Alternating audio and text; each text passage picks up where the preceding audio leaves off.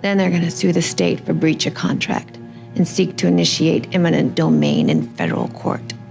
All those things seem likely. No shit. The lawyer's main job is to make sure that people don't get sued. Their clients don't get sued. Here's the thing about selling securities. You don't actually have to be a criminal to get in trouble. If you lie in your prospectus, you're liable. If you accidentally mislead investors, you're liable. If the company thought it was telling the truth, but it left out some crucial facts that later makes everyone very sad, liable. This is why capital markets law is not just about doing deals, but about surviving them.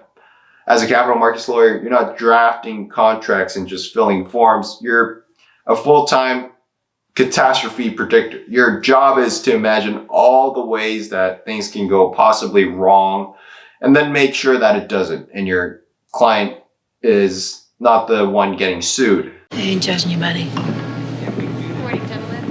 I'm hunting too.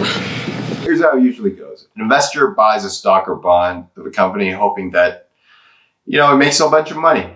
Instead, they lose a bunch of money. They look for someone to blame other than themselves, of course. So they say that the company misled them. They're a perfectly reasonable investor that read all the terms and services and forms and filings in great detail. But due to a tragic, malicious attack by the company, they were tricked into making this investment and losing all of their funds that they worked so hard for. So they sue. On what grounds? Well, the big one in the Securities Act of 1933 is Section 11, which governs IPOs and other securities offerings.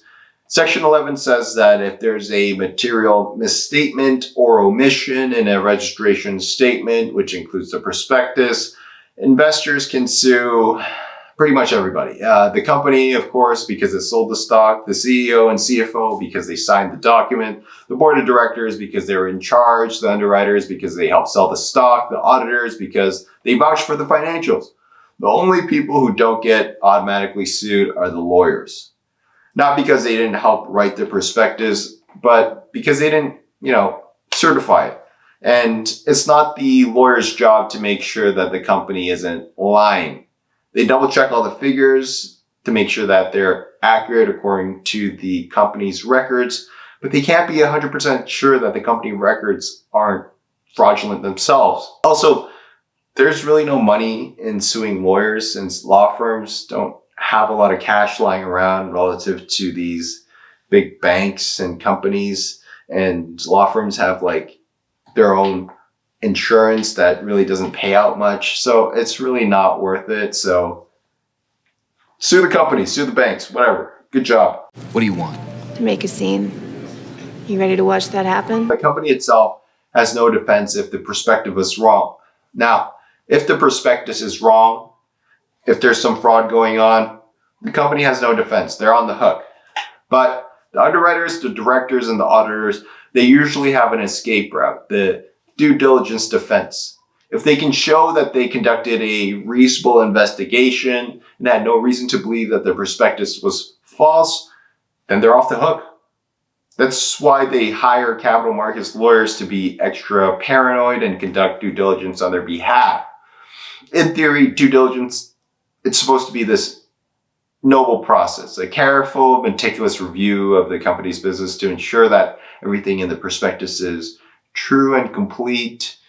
In practice, due diligence is just a long, stressful grind where people don't trust each other and others pretend to trust each other while secretly taking notes in case they need to blame someone later.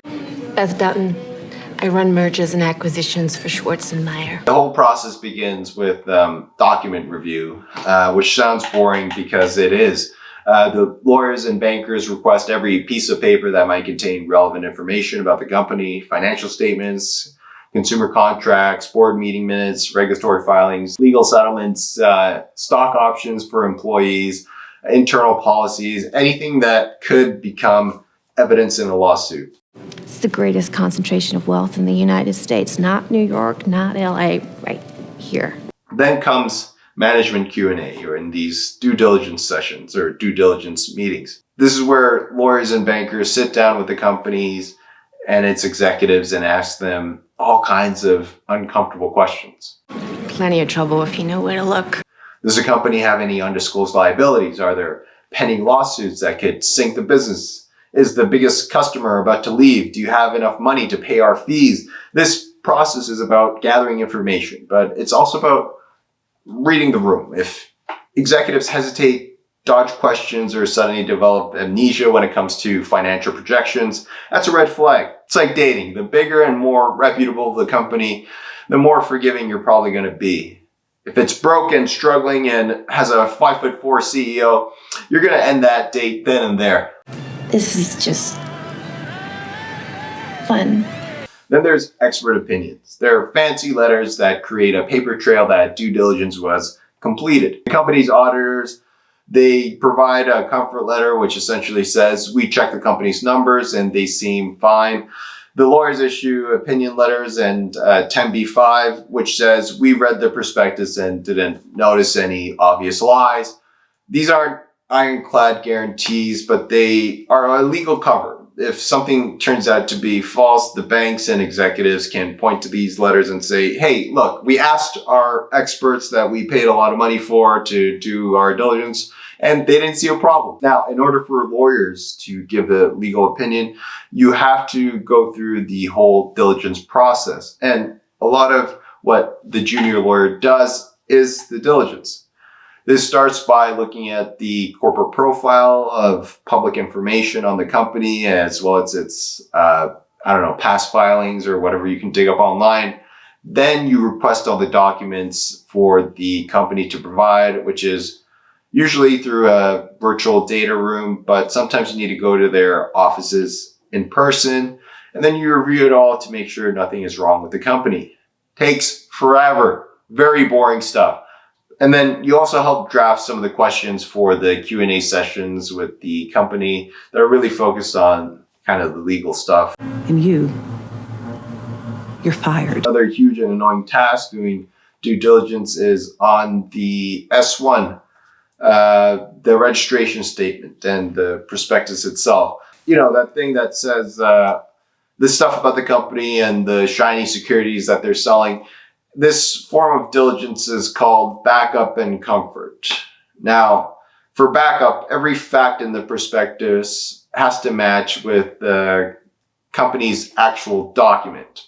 If a board meeting says that sales are down 40%, but the prospectus describes strong and consistent revenue growth, someone has a problem. Your job as a junior lawyer is to circle all of these statements and make sure that they match or back up with the company documents and flag anything that doesn't match. You do a similar thing with comfort or getting comfortable with the numbers in the document, not the factual stuff like in backup, but the numbers which the auditors focused on. And you would think that the auditors would do this, but apparently there's some legal judgment involved in circling numbers. Now, after you circle the numbers, you don't need to match it with the company's financial statements because that's the auditor's job and that's why you get a comfort letter. But you do need to be annoying and check that the auditors did their job and look at every number according to their auditing standards. The guideline is SAS 72. I really like her. All of this diligence needs to happen and be mostly finished by the time the deal launches so that any craziness is caught before everybody moves forward with this deal. If this timeline is short, you're pulling some late nights as a junior lawyer. Other times for repeat deals or follow-on offerings, you just need to bring down diligence, which is just looking at the new stuff that happened since the last time the deal happened and you did all that diligence from last time. Once the prospectus is finalized, the company goes public, the stock starts trading, everybody just breathes a sigh of relief until, of course, the stock drops 50% and the investors sue. At that point, the underwriters and executives need to prove that they did everything possible to check the accuracy of the disclosures. They need to dig up diligence checklists, their meeting notes, their comfort letters and opinions, and they'll say, hey, look, we did our best. We had no reason to think anything was false, go blame the company. And if the lawyers did their job well, this diligent defense will work. If they haven't, well, most law firms also have litigation counsel. Everything's for sale, buddy. How much? Now, most of the time, nothing catastrophic happens. The company raises its money, the bankers collect their fees, the lawyers send their bills, and everyone moves on to the next deal. But every now and then, something does go wrong. A disclosure is misleading, a financial projection was wildly optimistic, or, the company's biggest supplier suddenly cancels his contract, CEO resigns the day before pricing. The entire business model turns out to be a fraud.